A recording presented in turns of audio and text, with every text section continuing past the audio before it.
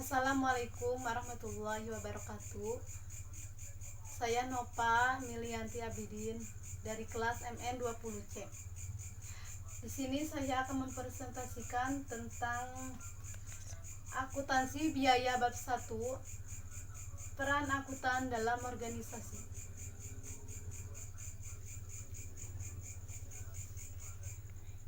Disinilah ilmu akuntansi terbagi menjadi 3 bagian. Yang pertama, akuntansi manajemen, yaitu mendukung, menganalisis, dan melaporkan informasi keuangan non-keuangan yang membantu manajer membuat keputusan guna mencapai tujuan organisasi. Yang kedua, akuntansi keuangan merupakan mengukur dan mencatat transaksi-transaksi bisnis serta menjanjikan laporan keuangan yang disusun berdasarkan pada prinsip-prinsip akuntansi. Yang ketiga, akuntansi biaya merupakan bagian dari akuntansi keuangan. Akuntansi manajemen karena akuntansi biaya bertujuan untuk memenuhi kebutuhan informasi bagi pihak luar, dalam, atau akuntansi keuangan dan akuntansi manajemen. Disinilah gabungan dari 3 akuntansi berikut: akuntansi manajemen, akuntansi keuangan, akuntansi biaya. Inilah ada beberapa perbedaan utama antara akuntansi manajemen dan keuangan.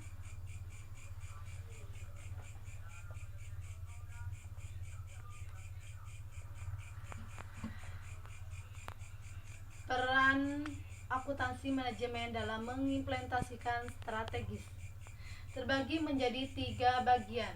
Yang pertama, manajer mengimplementasikan strategis dan menerjemahkannya menjadi tindakan. Yang kedua, menciptakan nilai adalah bagian penting dari strategis dan perencanaan dan mengimplementasikan. Yang ketiga, nilai adalah manfaat yang diperoleh pelanggan dari produk atau layanan perusahaan. Dan inilah yang terakhir, faktor-faktor kunci keberhasilan terbagi menjadi 4. Yang pertama, biaya. Yang kedua, kualitas. Yang ketiga, waktu. Dan keempat, inovasi. Disinilah ada beberapa sistem perencanaan dan pengendalian terbagi menjadi 3 bagian. Yang pertama, perencanaan atau planning, memilih tujuan, memprediksikan hasil, memutuskan bagaimana mencapai tujuan tersebut. Yang kedua, anggaran atau alat perencanaan terpenting. Yang ketiga, pengendalian, kontrol, mencakup tindakan yang mengimplementasikan kebutuhan perencanaan. Dan inilah gambaran struktur organisasi dan akuntan manajemen. Sila yang pertama, direktur, posisi garis, posisi staf, dan paling bawah kepala bagian. Dan disinilah peran akuntan manajemen terbagi 3 bagian. Yang pertama, pemecahan masalah. Yang kedua, pencatatan nilai. Yang ketiga, pengarahan perhatian. Yang terakhir, etika profesional terbagi menjadi 4. Standar etika untuk akuntan manajemen sebagai dijabarkan oleh Institute of Management Action yang terbagi menjadi 4 bagian. Yang pertama, kompetensi. Yang kedua, kerahasiaan atau confidentiality. Yang ketiga, integritas. Yang keempat, objektivitas. Kompetensi adalah kemampuan kerja setiap individu yang mencakup aspek pengetahuan, keterampilan, nilai-nilai norma dengan sikap kerja untuk mencapai tujuan tersebut. Yang kedua, kerahasiaan. Kerahasiaan merupakan suatu perjanjian antara perusahaan dengan karyawan. Yang ketiga, integritas. Integritas merupakan suatu konsep yang menunjukkan bahwa antara tindakan dengan nilai-nilai luhur serta norma dan prinsip seperti menghormati pendapat orang lain. Itulah salah satu contoh etika profesional dalam akuntan manajemen. Yang terakhir, objektivitas.